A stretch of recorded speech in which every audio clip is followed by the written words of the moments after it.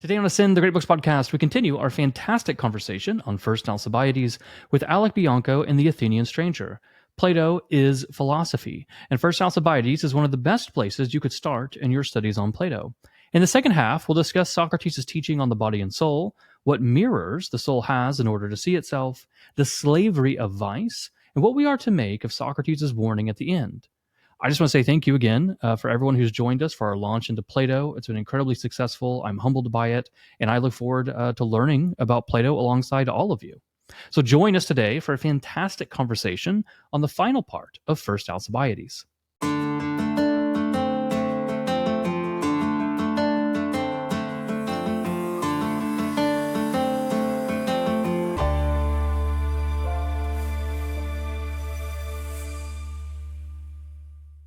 Welcome to Ascend, the Great Books podcast. My name is Deacon Harrison Garlick. I'm a husband, father of 5, and serve as a chancellor and general counsel for the Roman Catholic Diocese of Tulsa.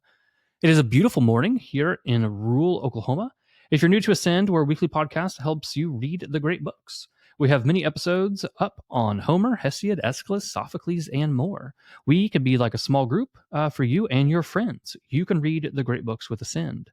Check us out on X, YouTube, Facebook, and Patreon. We appreciate all of our supporters who have access to our guides and to some community chats on the great books. So you can chit-chat with those who are also reading Plato. Also, just as a side note, if you guys have never seen one of our guides before, I just want to take a moment and show you. So this is our guide to First Alcibiades. It's 20 questions, but in total, it's actually 16 pages, a little over 8,700 words. It has an introduction to the text. It has an introduction to Plato, just a few preliminary questions. It has an outline of all of First Alcibiades, and then a Q&A deep dive from my conversation with Alec and Athenian Stranger. So if you're looking to kind of go the next step for you and your small group, check out all of our guides. We have one of these on the Iliad, the Odyssey. Actually, we have one on almost every single text we have ever read except for one or two. Including all of the Greek plays. So again, go check out our Patreon page. That is where we actually have our library. And you can check out all of these good guides. And finally, just visit thegreatbookspodcast.com for our reading schedule and many other resources. All right, guys, and just some big news before we get started on First Alcibiades in earnest. Some news I'm incredibly excited to share with you. So you might know The Culturalist. He has an incredibly popular account on X, about 1.6 million followers. He also has a wonderful Substack, very popular, particularly in the category of history, kind of just sharing the treasures of Western culture. He works alongside Evan Amato. If that name sounds familiar, Evan's actually been on the podcast before. He joined us for Book 5 of the Odyssey and also to close out Dante's Inferno. So those guys run The Culturalist Substack, which is incredibly popular, really good. Go check it out.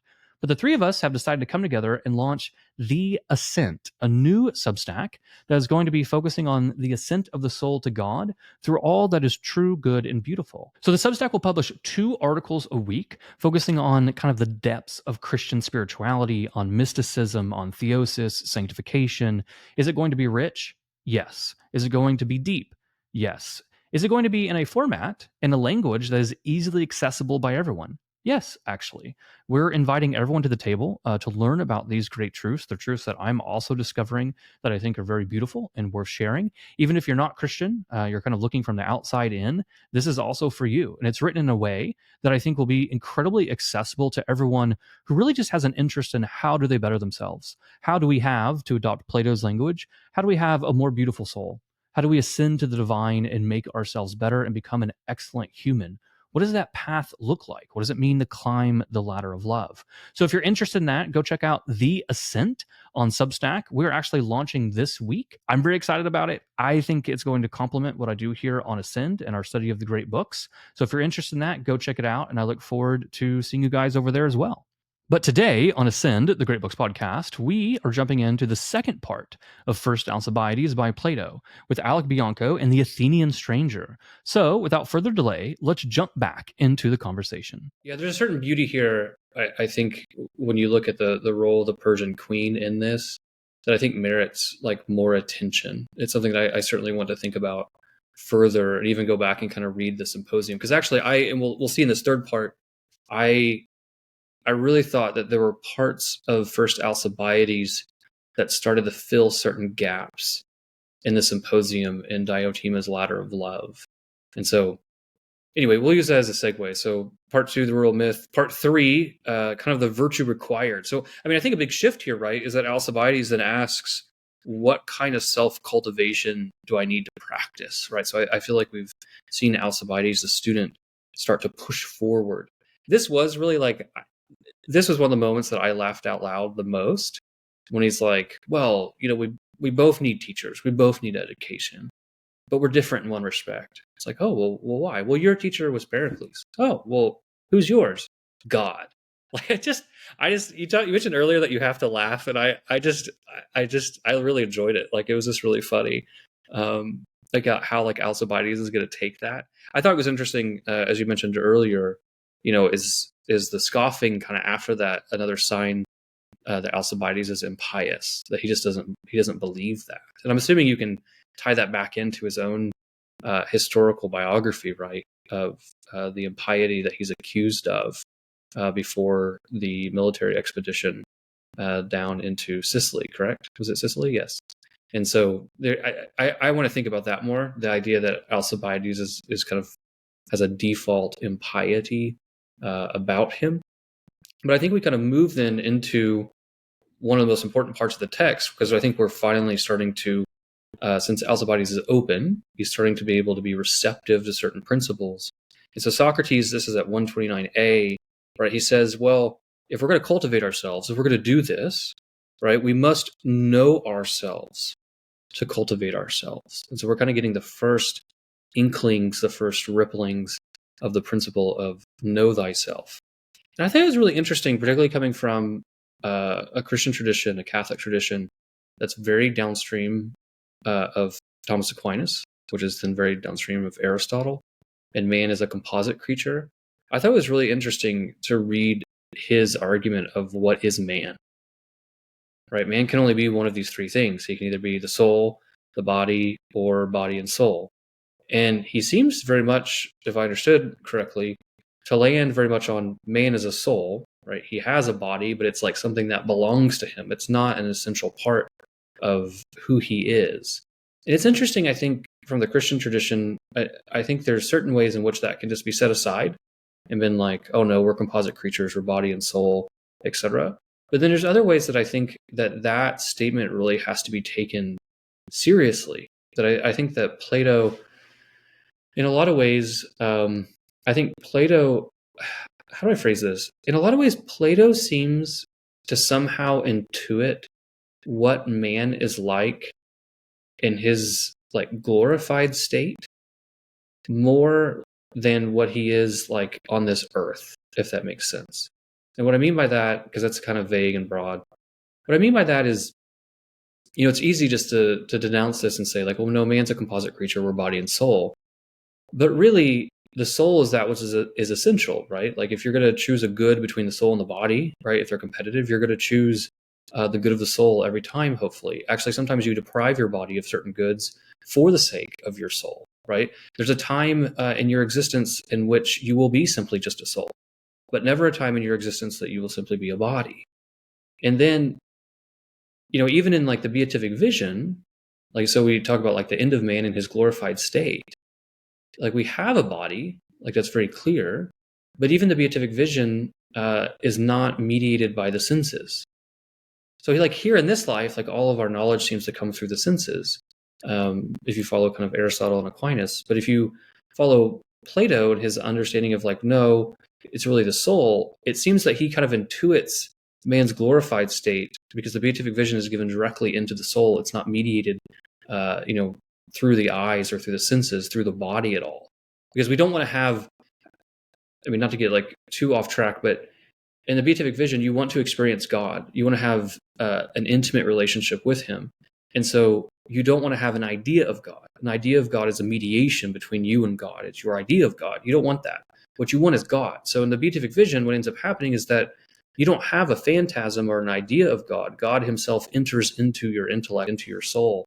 And that which you see God is truly God. There's no daylight between your understanding of him or your thought of him and him himself. And so it's a deeply kind of intimate aspect, but it's not mediated by the body. Thomas has kind of a vague statement where he says that after the general resurrection, this overflows into the body, if that makes sense. So it's just, maybe I just work with too many Thomists, and so I'm like naturally defensive of Plato in certain ways. But I do think that this idea that man is a soul and he has a body, like something that belongs to him, is something that probably should be taken seriously. We should kind of see in certain ways in the Christian tradition how knowledge actually ends up being Platonic, and more so than, say, Aristotelian. Yeah, I'll just quickly say something, but I think you're totally right. One, take the argument seriously. I do think, again, this is maybe for newcomers to Plato, but when you are reading, do not, just because you disagree with him, do not write off anything Socrates says. Take it seriously and try to understand it first before you try to figure out why he's wrong, because most likely he's not wrong. I do think this is one of those times when we could ask the question, is Socrates telling the whole truth here? When he says that the body is simply a possession or belonging, and I say that because I do think it's very easy. It is perfectly appropriate and reasonable to figure out how to keep Platonic ideas and early sort of Christian theology together. I do think that they work together very, very well. And I think that in a similar way that Socrates emphasizes the beauty of Alcibiades' body, that we can see something like that in the holiness reflected off of Moses' face after he comes down from the mountain.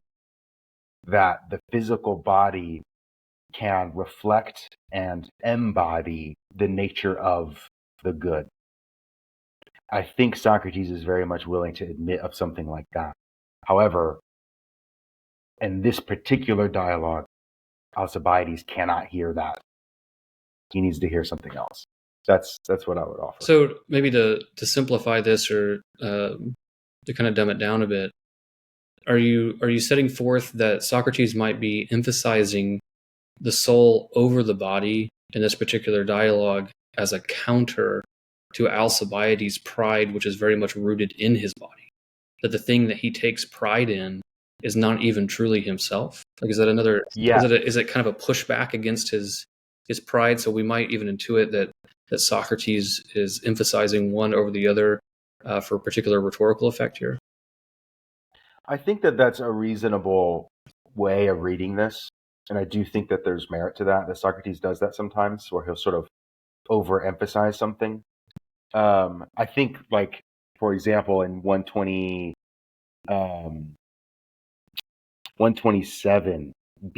Socrates says, "So neither are cities well governed when the different groups each do their own work." And then Alcibiades says, "But I think they are, Socrates. What do you mean?" And so on. But that's exactly the definition of justice in the Republic that Socrates offers. That cities are well governed when they each do their own different work. And yet, in this particular instance, he doesn't agree with that. Why? Well, the dialogue shows you why, because that's not what Alcibiades needs to hear right now. And again, going back to my early theory, it's because Alcibiades actually does know what justice is. But yeah, I do think he's using it for rhetorical effects, for sure. Yeah, there was something else I was going to say, but I've lost it, so I'll shut up. Athenian, what do you think? Yeah, I mean, what I would add to this this particular part is that for those listening, the readers, this is where things get really good. This third part, one of the things that arises in philosophy is this interesting discussion of when is this thing that we call the self discovered? You're looking at it. It's in this text, the Alcibiades. Now, it's true that Odysseus often speaks to his thumos, his heart, chastising it, what have you. But it's not the same. What we have going on here, particularly at 129b, he says, "Come then, in what way might the self itself?"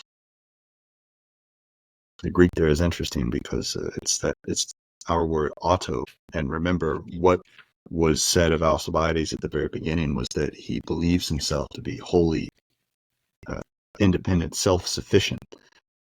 He is auto in himself or something. And what Socrates is saying is that no, we need to know what this thing, the self itself, is. And so when we talk about something like self-knowledge, the reason that it becomes the hardest kind of knowledge is because it is an inquiry into this thing that we all presume that we know better than everybody else, our self, right?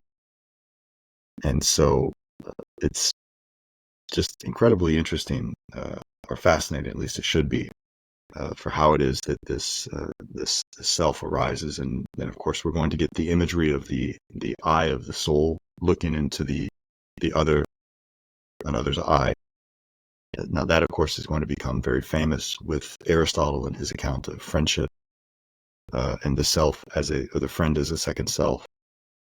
Probably the most hilarious and brilliant anachronism that we have in all of Western literature is Shakespeare's Troilus and Cressida, where it turns out that none other than Odysseus is reading either this text, the Alcibiades, or Aristotle's Nicomachean Ethics, because he talks about looking at the eye of another and how that helps one to discover the self. We have the discovery of the self also in the Nicomachean Ethics, Book 9, where it turns out that the self might very well be that thing that is highest in the human, even if it's just, as he says, the tinier bulk within the soul, the mind. So that's one of these things that's happening here. This is a real watershed of things that are going on simultaneously here in this little Platonic text that unfortunately most people don't read, that has this amazing shockwaves, we could say, throughout all of our tradition, all the way up to the present day, right? To speak of yourself, well, where do we get that from? Well, we're getting it here in this respect of what Socrates is trying to get Alcibiades to do, is to discover his self. Yeah, I think it's beautiful. And I think that, like, when I read this with the diaconate candidates not too long ago, we really kind of focused a lot on tracking the role of the teacher. And in this section that you just referenced, obviously it says, okay, well, then know thyself means to know thy soul.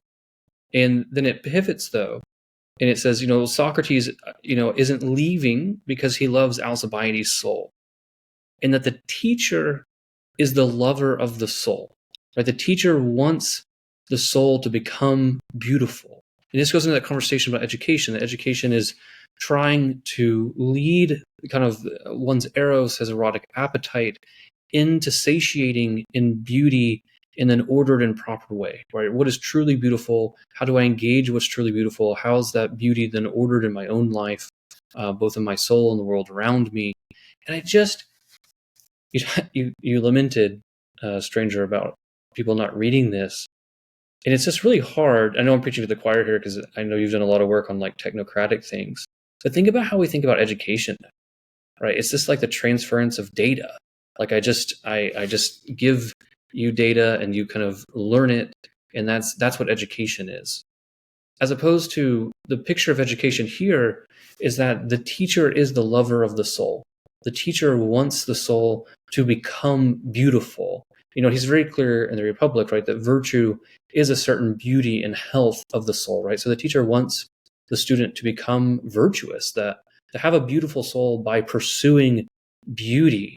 And this is something that in the formation of our clerics, I have really stressed of like, this is what it means to be a teacher. So like, even if you're trying to teach someone about, say, Jesus Christ, or, we have these classes you come and take if you want to become Catholic, like it can't ever just be reduced to, I'm the conduit by which I give you knowledge. Like the true relationship is, no, I love this person's soul, and hopefully I have the capacity that Socrates has to see inside the soul and see how the soul loves things and what it loves and what it doesn't love, and then kind of step in rhetorically and have that kind of deeply empathetic understanding of then how do I lead the soul to a true beauty based off the beauties that it currently loves, or maybe that it thinks it loves. You compare all that to what we think education is today, and it's kind of depressing. Yeah, one thing I would add too, and this goes perfectly hand in hand with what you guys had been previously speaking of with regard to the separation of body and soul. This emphasis on the soul, which is to say the emphasis on educating the eros that is in the soul, that would otherwise lead people towards what is most available to everyone, which is to say pleasures of the body instead of pleasures of the soul. One could say, and this again brings up this very important, powerful tension between, on the one hand, rhetoric or sophistry versus philosophy, is that what Socrates is trying to save Alcibiades from is he knows he's about to go speak to the polis, to the people, and gain greater honor than even Pericles, as he says, and in fact, greater than anyone who's ever existed, as he says. What Socrates is doing is he's getting him to know his soul so that he doesn't understand himself only in terms of body. Because what we could say, now you're right, no one will ever be all body without soul. However, for practical intents and purposes, many people live as if they were only body because their eros is not educated to appreciate the beauties of the soul, the pleasures of the soul. And so all of their speeches, their logoi, they don't follow anything other than their own logoi, which serves the interests of their pleasures of the body. And one could say that is in fact sophistry. When you can make your speech beautiful so that it is in service of your own will, your own appetite, your own desire, and you don't know anything about what you truly are talking about, which is to say exactly what's the condition is of Alcibiades here, that Socrates is trying to rescue him from, is that Alcibiades is in great danger, serving and living only as if he were body, and in so doing, very well leading Athens down this already dangerous path that it's on, precisely because within its own flock, it has produced an Alcibiades that's capable of wanting these kinds of desires. Yeah, it reminds me, very, very good words. It reminds me of the Republic, in which Socrates is counseling Glaucon. And he basically says, most people live a life worthy of cattle. Their heads down, they don't look up to the greater beauties in life, and basically they're focused on food and sex. They live a life worthy of cattle. So I enjoyed that a lot of your tie-in there. That we're never just body, but we live like it. I think that's brilliant. The kind of pushing into the next part here. Well, actually, one thing, just one final note on that I also really enjoyed is that it's not just that the teacher loves your soul; it's also the warning that the crowd makes your soul ugly. And again, we can't extricate. It's just fascinating to me that Plato has set the beginning of the philosophic life inside a political context. And so this is like maybe our second or third great warning about the crowd, right? Mobs are never good. They're just not, right? The crowd is never good. And so the crowd couldn't teach you justice. It doesn't know what justice is, which if we wanted to spend the time to play out the political ramifications of that, it's fascinating. And the crowd also is not going to love you. Actually trying to love the crowd, right? This goes into your point about having to train the loves, right? To train your eros, your erotic appetite. If you try and love the crowd, it makes you ugly, right? And I think that's just a beautiful picture between Socrates as the teacher and then the crowd as something that makes your soul ugly. There's a lot there that I think is worth contemplating. One thing I would add too, just to sort of even sharpen that finer, is notice the way that the dialogue itself begins. This is one of the dialogues that begins abruptly, which is to say, in the middle of things, in mediate res. How do they even get together, right? How did they start talking? What is the occasion here, right? We don't know. I think that a helpful way to think of the dialogues that begin that way, abruptly, is at least tentatively to think that what Plato is doing for us is he's saying, you, reader, always and everywhere find yourself in this situation, which is to say, you always find yourself in the situation where you are among these kinds of people in one way or another, whether it's the youth who think they know so well, or whether it's the great opinions of the masses. You are with them, always in conversation with them or something. It's like we can't get away from it, in other words. So it's not necessarily so much that Socrates has sought him out, which he clearly has, but it's that we, the readers, are just hurled into it, possibly, probably, because in our own lives, we are there always already. Yeah, no, that's wonderful. I appreciate you taking the time to comment on that. The next section here then I think gets into what I think is really just a beautiful, beautiful section, and is just a masterwork, and what really kind of think made me fall in love with this text. And this is the idea, right, that, well, we should self-cultivate before entering into politics. And this is 132b. Like, okay, but how? How do we do this? Okay, so now we agree. So we've got to the point where we all agree. We got to self-cultivate. We got to do this. But how, Socrates? How do I do this? And he gives, obviously, this explanation, right, of the Delphic oracle, this inscription of know thyself. And he gives a really simple but really beautiful analogy of, like, well, if the body is going to know itself, what do? Well, I look into a mirror, right? I have my sight and I look into a mirror. And so clearly what we need then is a mirror to our soul. That's what I need. I need something to look into to see my own soul. And the pivot here, that the first, or like preliminary mirror of the soul, is the eyes of the lover, the one who loves you. And it's in the eyes of the one who loves you that you start to see yourself. It's hard to explain how much I appreciated this, not just from like a teaching standpoint of like what is truly teaching, but like you just play this out in different lives. I mean, think about, I'm out here in rural Oklahoma. We've got 6 acres and I've got 5 kids running around. And how much they come to know themselves by how I love them, and how often I tell them who they are and they look at me to know them, and how much a parent has to play in.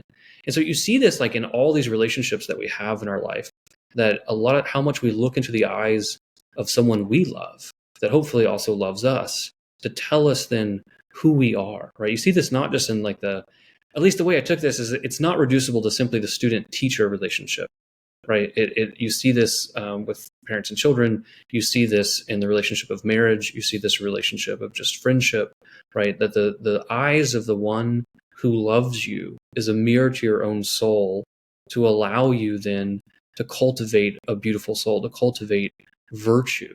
Another thing that I really liked about it is, and maybe I'm pushing it too far, but the beginning of the philosophic life, or the life of virtue, the life of having a beautiful soul, if the preliminary mirror to the soul is the eyes of the lover, then this is by nature a communal path.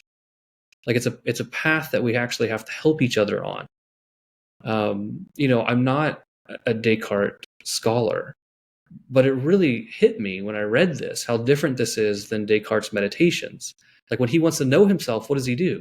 He goes and sits on an oven in the middle of a cabin for a winter or whatever he does, and it's completely inward. There's no eyes to look at. It's completely inward. And how much I think this is very modern of us.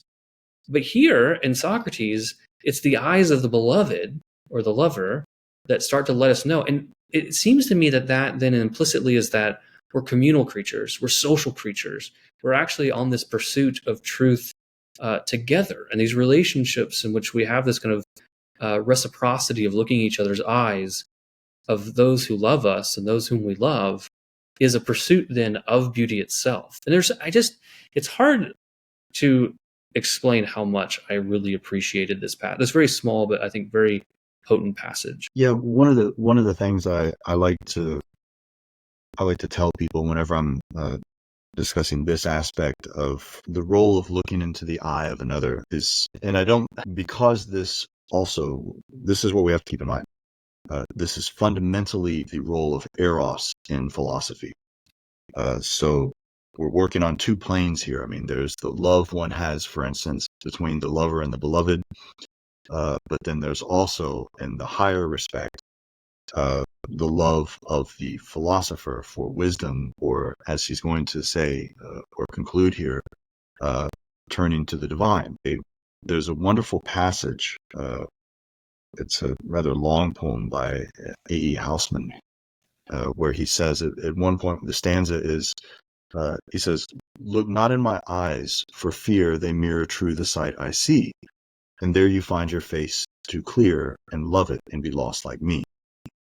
That, I think, really captures something that we can all relate to, at least with those whom we love, right? A man and a woman, the husband and wife.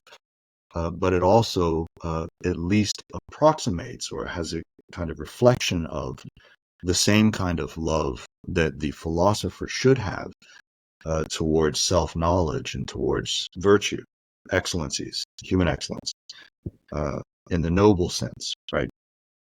And so that's, I think, helpful for people to understand why it is that these images are so powerful to us. And one thing about beauty, right? Because remember, beauty has played such a powerful role in this dialogue. I mean, it's what has opened the world to Alcibiades to have whatever he wants, is that it's not simply that our default is that the beautiful is the skin of the good. What is it about the beautiful that has such a purchase on us simply? And I think that the best way to understand that is that, and this gets directly to the imagery of what it is that looking into the eye of another provides, is that this thing that we call the beautiful is that which holds out the greatest promise of intelligibility. Look at the simple language that we use when we speak of, like, for instance, a husband and his wife. You complete me, right? In other words, the completion part. That's the promise of the intelligibility. And so we say things like, it must be beautiful, or it is beautiful, precisely because we understand it as offering the greatest amount of intelligibility of the whole, right? The greatest expanse of intelligibility writ large. And in the greatest scheme of things, that's the way we speak of God, right? That's the way we speak of the divine, is because that is the ultimate source of intelligibility of it all. Whether or not we can understand that or not doesn't matter. But the fact that it is, or God is, the source of the intelligibility of everything. No, I think that I really appreciate that. I really enjoy that. So the idea there then is that beauty as a certain antecedent has to be intelligible, right? Because we actually have to comprehend it, right? If we're going to say something's beautiful, then there's obviously a certain level of intelligibility that already has to be there as a precursor for us to actually note the beauty, right? So that is no, I like that a lot. And I think that is because beauty always draws ourselves out of ourselves, right? It forces us to see something outside of ourselves. It can help us when we've become, somewhat imploded. I think too, I really liked, and I would like to spend more time with it. These are somewhat raw ideas. But again, one of the things in the symposium that I thought was always like, I wanted it more unpacked, was the pivot Diotima makes of loving the body and then loving the soul. And that kind of makes sense to me because, like, okay, I love the body, I start to know the person. But then she kind of pivots off that and says, well, once you love the soul, you will start to wonder, well, what is my soul like? Like, what is it that, what is my soul like? And I think it's really interesting here to plug in First Alcibiades there of, okay, well, then what do the eyes of the beloved become to the lover? Right? Well, they become this mirror that I actually see myself back into. So I think there's certain dynamics of that loving relationship that maybe aren't parsed out as much in the symposium that are parsed out here about how the eyes of the beloved and even of the lover can then reflect back and serve as that mirror towards us. Because I think he unpacks it more here than Diotima does in the symposium. So let's push forward a little bit because he continues this teaching, right? So the soul sees itself in another soul, especially in that which makes the soul good or divine, which is the wisdom, right? Intellect is divine. Thus, the divinity in each other is the mirror of the soul. I really found this fascinating. So that's at 133 C, right? So the intellect is the most divine part in us, and this is the thing that most reflects the soul back to each other. So the divine spark in us, this divine aspect in us, is actually then the clearest mirror that we have as far as these relationships between humans go.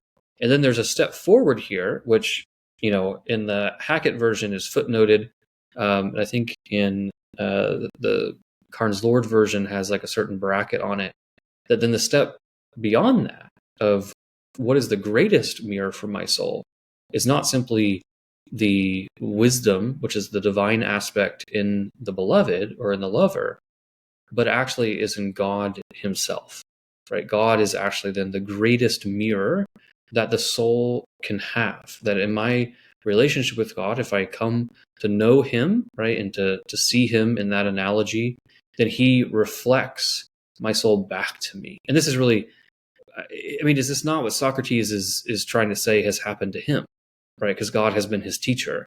So has he not then come to know himself through the divine mirror that is God? Yeah, I think that there's a good way to relate this also to the overarching logos that of the dialogue itself that we've been hammering away here on the distinction between body and soul. Think of it this way. Hopefully this isn't going too far off the dialogue for what the listeners might be prepared for, but very famously, there's two things to keep in mind about Socrates. And it has occurred. One of them has already occurred in this dialogue when he's talked about knowledge of what one does not know. That's very important knowledge, which is to say, see, because people think that philosophy is supposed to provide answers to the deepest questions. Maybe, but more importantly, at least according to Socrates, what philosophy provides us with is an awareness of that which we don't know, which is to say, those instances in which our partial knowledge has overstepped its bounds. And so in the Apology, for instance, Socrates never says, I don't know anything. What he says is, I know that I don't know, so to speak, anything. In other words, I have knowledge of what I don't know. That's an incredibly important kind of knowledge. So you have that. That's already arised in this dialogue as well, where he's talked about the ignorance of Alcibiades, is that you need to know what you don't know. Then there's the other famous claim, for instance, in the Symposium, where he says, I have expertise of erotike, which is interesting itself. He doesn't say I have expertise of eros.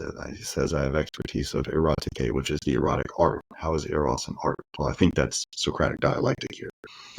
But then it's in the Phaedo where Socrates famously says, philosophy is the practice of dying and being dead. To make sense of that, to be dead is to be without body, but still to have soul. So what philosophy strives for the most is to understand, of course, that yes, it is, we as humans are body and soul, but at our best, in other words, when we're seeking to make most excellent that which is most excellent in us, closest to the divine, which is to say mind, we're able to stave off the demands of the body. And so I think that the scene of the eye of the soul, or looking into the eye of, as he says here, sort of the divine mirror, it's not a physical perception, right? You're not looking at something. It's not a physiologoi or a natural science or something like that. It's all within the highest reaches of what your mind is capable of doing, sort of communing, as it were, silently communing in the soul with God. I think that's a helpful way to sort of understand this text in terms of, like what you were saying, Deacon, the ladder of love, so to speak, or the ladder of eros from the Symposium. Yeah, no, I very much appreciate that. And it's interesting because I think there's a core lesson there that I think maybe first-time readers of Plato really have to grasp, which is, the via negativa, that knowing what something is not is a true knowledge, right? So if I come to understand that justice is not this thing, particularly if it's a commonly held belief, like that's good. That's a good knowledge to have. Because I think we see this a lot in theology because it works well with God. Sometimes it's much easier when we speak of God to tell us what God is not, right? It tends to be somewhat of a safer thing, right? So we know he's not finite, right? He's infinite. There are ways to talk about God that are not necessarily positive, but this via negativa. And so I think as particularly first comers to Plato need to know that that's a true knowledge because sometimes in a dialogue, that's the only knowledge we get is the whole dialogue will just go over something. And it's mainly just to show you that this thing is not this that's commonly held, but we actually don't get a positive definition, but we have to see that as a true knowledge, right? The mind really has, and maybe it goes back to some of the things that you and Alec have talked about very well, which is like, there are times in which being deconstructed, we also ascend, right? So the deconstruction of a commonly held misperception is actually an ascent into knowledge, right? Even though you feel like you're losing something, if that makes sense. So he pivots here, kind of to push this forward. He pivots here again to then why I think Alcibiades is kind of the unique interlocutor here, is that he pivots then back into politics. Okay, so now if we understand the soul, notice that then he immediately pivots back into the political, right? So this is at 134c. The statesman must be virtuous and impart virtue to the citizens. You can't give what you do not have. Virtue is the skill needed in politics, like the captain of a ship, which is an analogy that Plato likes to use. And then he gets into what I think was mentioned beforehand, but here in the context of the dialogue, right? Before you can rule yourself, you need to be ruled by another, right? Who's better. And it's really interesting that then he gives this context of, virtue is that of free men, and vice, right? The opposite, viciousness, would be that of slaves. And I was curious as I read this and we kind of trended back into the political, I was curious then how much the enlightened statesman, or the statesman that has come to know himself, and maybe we call that person the philosopher king, someone who's come to love wisdom and wants to rule accordingly.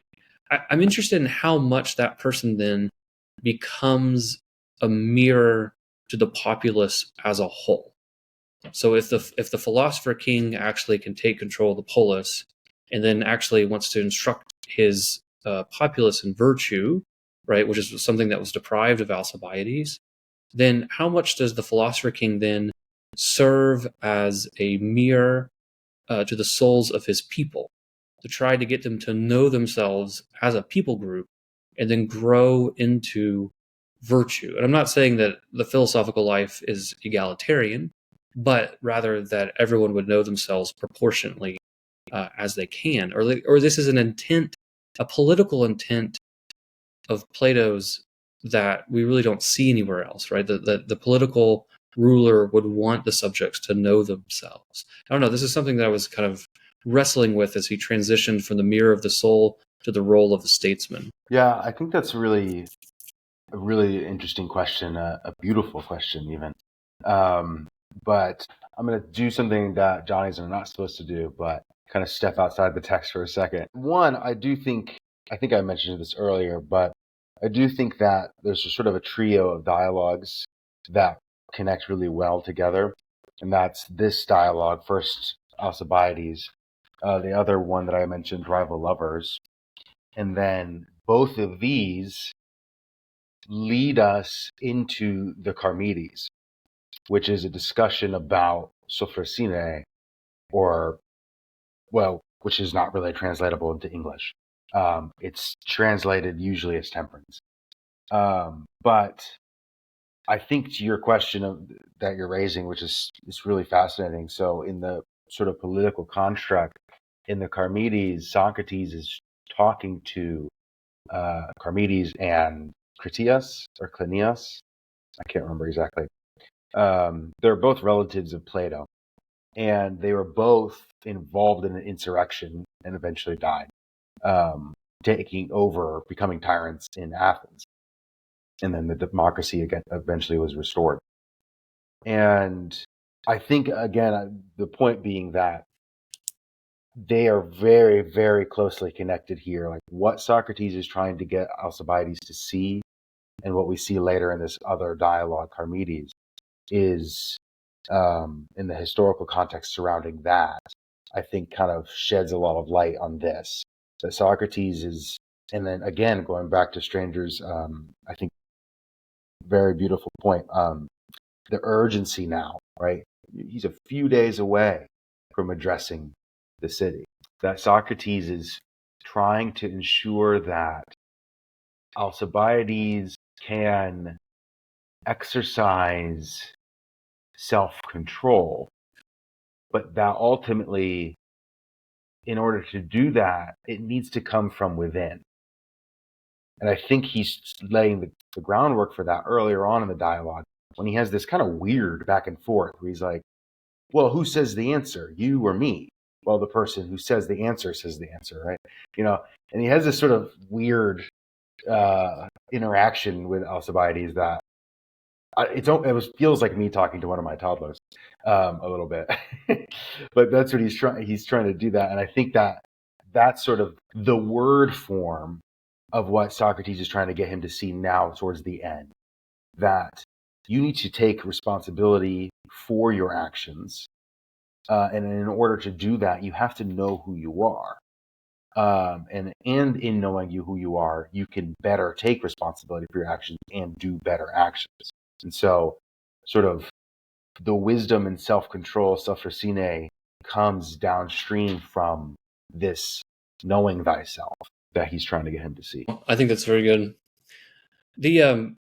What did you take about, he gets into this conversation of like the vice and the virtue, but then how do we escape the state of viciousness or the state of slavery? And this is 135C. It was really hard for me to read that and not think of the cave narrative in the Republic, right? How do we escape this certain slavery? Here it's a slavery of viciousness in the soul, but for Socrates, ignorance plays a very large part in that concept, right? The ignorance of the intellect leads very much into the viciousness of the soul. If I knew truly what to do, I would do it, right? I wouldn't act contrary to it. And so it was interesting here that I saw this dialogue towards the end almost as a little snapshot and like what it would mean to try and turn one of those prisoners around from the wall, right? How to turn them around and have that, as you mentioned it earlier, right? A true metanoia, right? To turn them around, and then they can start their journey of ascent to turn away from the shadows and away from the vice and the slavery and into a true freedom and knowledge and beauty. And so it was interesting here that, again, I kind of found First Alcibiades filling in like certain gaps of details of how this would happen, because what we see in a lot of ways is what we see here is Socrates truly trying to lead someone into this metanoia, right? To have this transformative act. And so there's been myths. I guess I just realized that I keep referring back to myths. Like we have myths throughout the Platonic dialogue that talk about these things, but here we kind of get the details. And I found it to be, I don't know, I found it to have a certain beauty to it that I very much appreciated. Yeah, I think that this conclusion here, I mean, this is where the dialogue ends.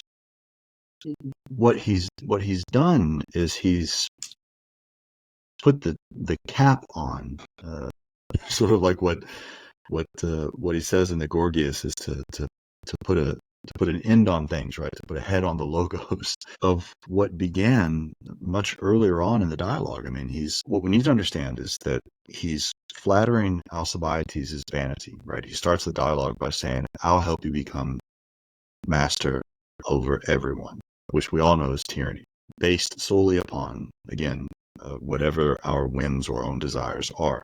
And as the dialogue unfolds, the questioning and the answering that Socrates puts him through slowly leads him to the fact that no politician would be very good. I mean, as he finally says, there's no politician that would be good if he didn't know about these things. And he's saying, you don't know about these things, so you wouldn't even be a good politician. And we get this kind of cascading effect roughly around like 115E or something like that, where he's talking about the beautiful things and the good things. And then he says, he talks about to act beautifully. And then to act beautifully is to act well, eupratein. the you part meaning good or well. And then he links that specifically to eudaimonia, happiness. And then he says, this occurs only through the acquisition. Let's keep in mind, what is it that the tyrant is most concerned with? Well, acquisition of everything. And what he's saying, what he's getting Alcibiades to recognize is that the proper acquisition is of the good things. Well, okay, what are the good things? And then we get into this business of the just and the advantageous, and how the just is the advantageous, or the advantageous is the just. And then there we end up towards the very end there, where it turns out the acquisition of the good things is the acquisition of virtue. And so we've sort of completed this turning, as we could say, sort of the turning of the soul, right, to exactly what Deacon has in mind there with the image of the cave. And it's the turning of the soul away from, not necessarily away from politics, although I think that is the goal, is he's to get him away from politics. But it's certainly the turning away of this really amazingly desiring soul to acquire good things, but of the body, right? I mean, that's the whole point of the body and the soul sort of separation that he's made, is that he's saying, look, the good things are not the things of the body that you think they are. The good things are the things of the soul. And the good things of the soul is that which is most proper to the soul, which is to say the greatest excellence of the soul, which is to say the virtues. And that's the effect he has there, I think, of saying that to be a slave is not so much to necessarily be tyrannized by anybody else, but most especially to be tyrannized by your own vulgar desires. Anyone can be a slave anywhere at any time.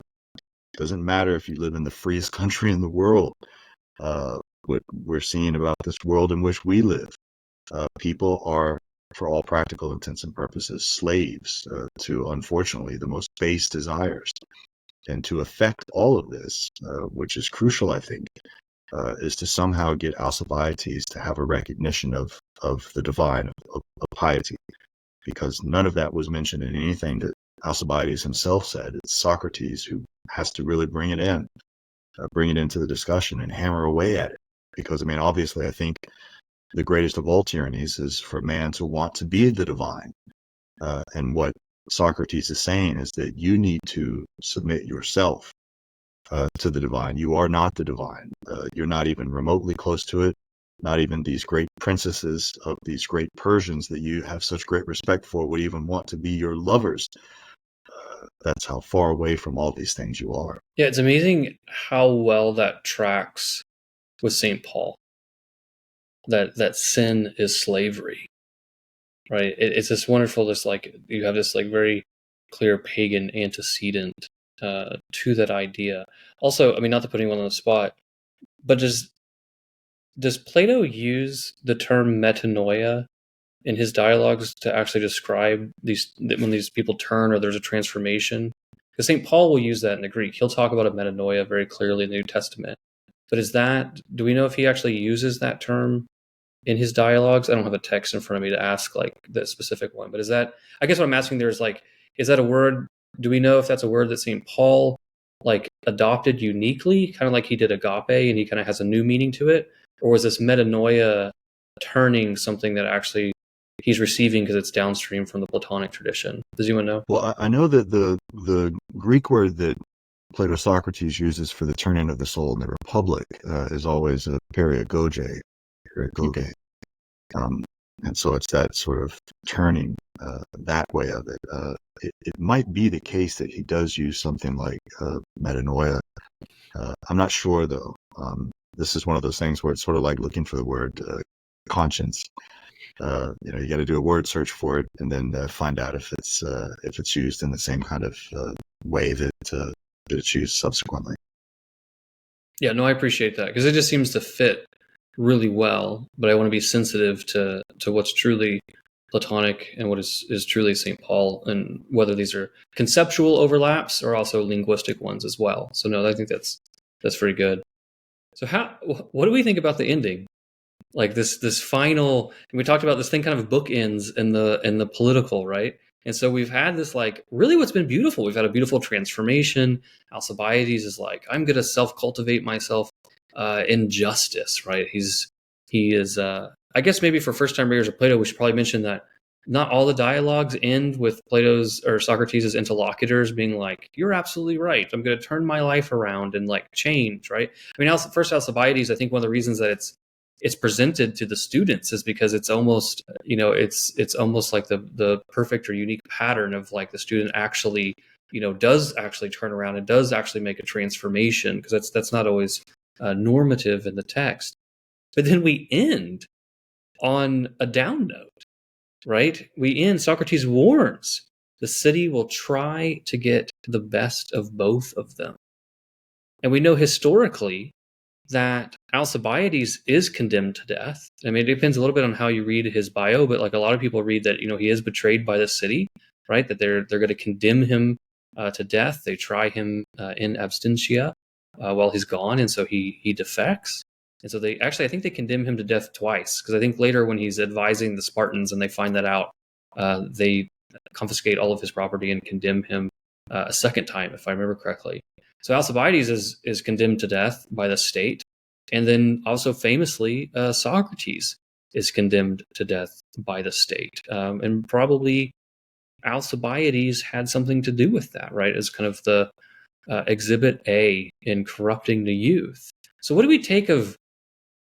I guess those are kind of the particulars, but what do we take though, just as like the broad philosophical principle? Again, I'm fascinated by Plato choosing Alcibiades to be the kind of beginner interlocutor to the beginning of the philosophical life and place it inside a political context. That's not accidental to the text. So, like, what does it mean then for someone to blossom into the philosophic life, and it ends with a warning that the state might come in and stomp out what has actually begun to grow in you? Yeah. So the answer that I would give to this, and I think that this really further underscores why this is such a perfect text to begin Plato with, is notice what gets said right before that last line. Where so for your listeners who haven't read it, what we're speaking of here is that Socrates ends by saying, "I have a fear that the city is going to come for me and you." That's the sort of the shadow that's cast. But what gets said just prior to that is Socrates just says, "Do you know then how you may escape this thing that affects you?" In other words, this desire that he now has for taking counsel and learning with Socrates about these things that he needs to know. What Alcibiades says is he says, "I say it. In addition to these things, I want to say the following, that we will probably be changing roles, Socrates, I taking yours and you taking mine, for from this day, nothing can keep me from attending on you, and you from being attended upon by me." Now, what we are witnessing here is the zealotry of a convert, which is not necessarily a bad thing. Let's be clear. But it can be very, very dangerous, because it is a very fragile moment in anyone's life. They're so exuberant, they're so blown away by something that they want to perhaps even proselytize the world. It was so great for me, I'm going to make sure that everyone knows how great it is for them. The danger, of course, is they run into someone who's more skilled than them and can end up sort of crushing their hopes or desires. Up like a rocket and down like a rock, we say. I think that is what Socrates has in mind. Is he says he knows he's been so successful, but he's trying to moderate the zealotry that Alcibiades has as this convert, because with Alcibiades in particular, this zealotry is going to be yoked to his love of victory and his love of honor. That's going to be dangerous. With his kind of ambition and his natural talent, to have him running around all of Athens saying, "You know what? I've overcome all my lovers. Everyone has wanted to love me. but I finally made my choice. It's none other than Socrates, right? That could be extremely dangerous. I mean, because remember, Alcibiades is still the sort of adoptive son of Pericles, who is the person in Athens, I guess we could say, if he hasn't already died from the plague or something. But even that's irrelevant because he's going to have be known for that, right? I mean, the tradition is going to be attached to him somehow, that honor. So I think that's something that needs to be considered. And as an intro to Plato, what we could say that is saying is that if you have sort of fallen in love with this now and you want to know more, let's be moderate here. Let's tamp down whatever expectations you may have, because very much like in the symposium, right? He says, I'm going to give you this account, but only the parts that are beautiful. In other words, there could be a number of parts that are not beautiful, and in fact, ugly. That's the whole point, for instance, of the noble lie. The word there in Greek is kolon, which is beautiful. So the beautiful lie. Well, what do you know about a beautiful lie? Well, for every beautiful lie, that means there's an ugly truth. So something about it might be ugly. So this life of philosophy that Alcibiades is being converted to is not necessarily something that's going to be so wonderfully great, at least for the beginner. Again, that needs to be emphasized because further down the road, for instance, someone like Socrates would say, yes, it's all beautiful, because he's had that life experience with it, or he's experienced the kind of problems that can arise. He knows the obstacles that stand in the way. The recent convert does not. We see this, for instance, in people's religious lives all the time. Certainly in philosophy, it's no different. Again, not something to be, scared of or done away with, but just something to keep an eye on, certainly to be aware of, I think, is what's going on. Yeah, I very much appreciate that. Alec, what do you think? Any closing thoughts on this final closing of the dialogue, or the dialogue as a whole? Yeah, I think that was beautifully said. I would only want to emphasize maybe just slightly prior to that, but again, sort of reiterating that zealotry there.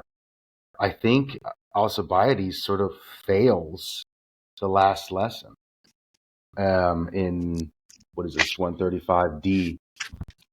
Then if he asks, do you know what state you're in? In other words, do you see that you're a slave, not a free man? And he goes, I see only too clearly. Okay, do you know how to escape from that state? I do. How? It's up to you, Socrates. That's not well said, Alcibiades. And right that point, I think, and then, he tells him the right answer. And that's, I think, kind of you see throughout the whole dialogue that Alcibiades just wants to hear the right answer so then he can regurgitate that and then do whatever needs to be done. So he's so clearly a hopeful case. And I can see, going back to your point, Deacon, like I can see why Socrates falls in love with him and wants to work with him and get him to see. And yet I think at the end of this dialogue, there's that kind of still the fear there that obviously Socrates voices. But yeah, even now I'm getting worked up about it. Like, I just, come on, man. Like, better, like That's such an important point. I mean, let's think about what Alec has just wonderfully said there. Imagine if you thought that what you were saying was going to be pleasing to someone that you had, one of your teachers for whom you had the greatest respect. And even the way I think Alex said it is probably exactly how it's meant to be read. That's not beautifully said, Alcibiades. I mean, could you imagine any more of a kind of rebuke? And it is very, very rare, if ever, that we hear Socrates rebuking people. That's extremely rare. So that's incredibly important, what Alec just said there. How do you play that in, though, because one of the themes that you guys brought up that I thought was really interesting was that Alcibiades is impious. And so to what degree is Socrates trying to reestablish, recultivate, resurrect Alcibiades' piety in a proper way towards the god? So it's interesting to me that the question that we're kind of focusing on is that the right answer was apparently that it's up to God. It was actually a divine answer. That's what he was looking for, was actually a reference back to God. But Alcibiades doesn't give that. So, like, how do we weave that back into the conversation of Alcibiades' lack of piety? Yeah, I mean, look, I mean, we can only infer that Alcibiades doesn't seem to have the kind of piety that one would want to see in a young man. I mean, I think it's clear that anyone with that kind of just extremely potent ambition has transgressed reasonable roles of orthodox piety. But I think what Socrates has done, though, is just reminded him and tried to emphasize the role of the divine throughout. So he's not saying that you are an unbeliever. He's not saying that, how impious of you, Alcibiades, shame on you. He's taking Alcibiades on Alcibiades' terms and saying, look, okay, you want to talk about the worldly things? We'll talk about the worldly things.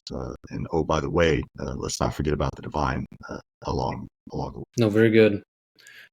Well, gentlemen, this has been fantastic. This has been a beautiful conversation. I very much looked forward to it, and it certainly met and surpassed my expectations. I am in debt to both of you for both recommending this dialogue to me. Please know that it's borne fruit not only in my own life, but then it's also been shared not only with the group of men that meet at my house, but now also with our diaconate candidates that are in formation to become deacons. And so this things that are beautiful are also fecund, and so it's continue to grow. So I'm very much in debt to both of you. Alec, thank you so much for coming on. It was very good to have you again, particularly after all your insights in the Odyssey. And Athenian Stranger, thank you so much for joining our podcast and for leading us through this dialogue. It's been wonderful. Yeah, look, you guys are great. I hadn't had the pleasure of meeting Alec before. I just, even just simply after this conversation, I'm like, okay, these are friends. These are my friends. So great honor and pleasure speaking with both of you guys. Likewise. Thank you, Deacon, for having me on again. It's always a joy, and Stranger, it's excellent to hear your voice and to speak with you. I mean, the discussion was excellent. Thank you. All right, everyone, we will continue in our studies of Plato next week. You can check out thegreatbookspodcast.com and also on Twitter and YouTube and Patreon, and we will see you next week. Thank you.